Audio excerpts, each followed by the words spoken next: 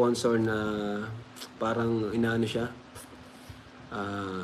parang in-encourage siya na wag na magpa-vlog sa amin, sa Team Kalingap. Parang ganun po yung shinare sa akin.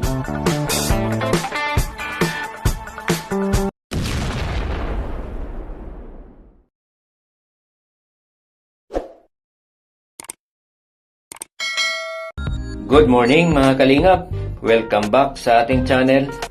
Huwag nating kalimutang suportahan kung saan nagmula ang Kalingap, Bal Santos Matubang, Kalingap Rab, Ate Edna Vlog para marami pa silang matulungan.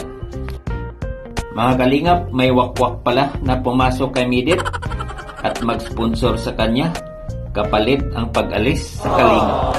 Buti na lang matalino at loyal si Midit sa Kalingap kaya hindi basta-basta bumitaw at nasisilaw sa mga alok ng ibang sponsor or vlogger na hindi Kalingap dahil ang grupo nila ay para siraan sila Kuya Bal at Kalingap Rab. At ating napag-alaman, sponsor pala ito dati or baka ito yung nagwakwak kay Ikay kaya bigla na lang umalis at hindi na nagpa-vlog kay Kalingap Rab. Siyempre, share na rin namin yung inopen sa amin ni Medit, na may, yun nga nasabi niya na may sponsor na parang inaano siya, parang in-encourage siya na wag na magpa-vlog sa amin, sa Team Kalingap. Parang ganun po yung shinare sa akin ni Medit. Pero mabuti na lang si Medit ay, mabait po si Medit mga Kalingap, open siya, yun yung gusto ko, open, na di siya nahihiya. Kung may kung meron siyang concern, talagang sinasabi niya agad sa akin. Which is ganoon naman talaga dapat. Kaysa sa iba pa namin sa iba ko pa malaman, di ba? Kaysa sa iba ko pa malaman. Mas okay yung direct mismo sa akin na sabihin agad kung ano yung Kaya po, nakakatuwa tong si Medit, supportahan po natin. Anong ginawa ng wakwak? Ayun nga po, may inopen po agad sa akin si Medit. Nakakatuwa to si Medit kasi napaka-open niya. Yun yung gusto ko. Talagang sabihin niya agad sa akin kung may concern. No? Yung nga pong pagla-live niya sa Facebook, sinabi niya kagad sa akin, Kuya Rab, okay lang po ba nagla-live ako kapag nagtitinda? Sabi ko, okay lang. Nagtitinda ka lang naman eh. Diba? Saka, bago ko siya mag-vlog, may FB page na siya. Kaya pinayagan ko siya.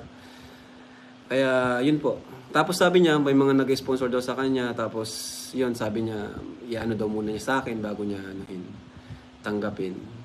Kumbaga, inaano niya agad sa akin. Ino-open up niya agad sa akin. At yun nga, may ino-open siya sa akin. Ito ay,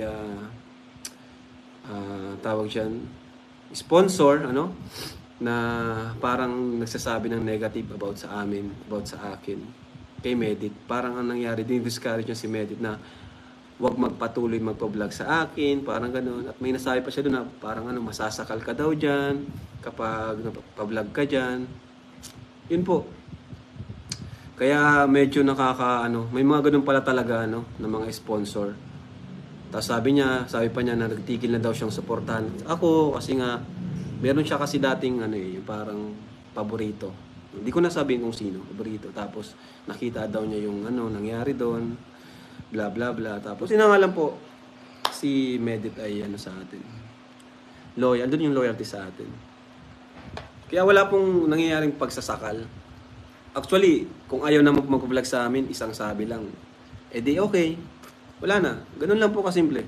Kung ayaw mag-vlog, walang problema po sa amin. Ibig sabihin, hindi nila kailangan ng tulong.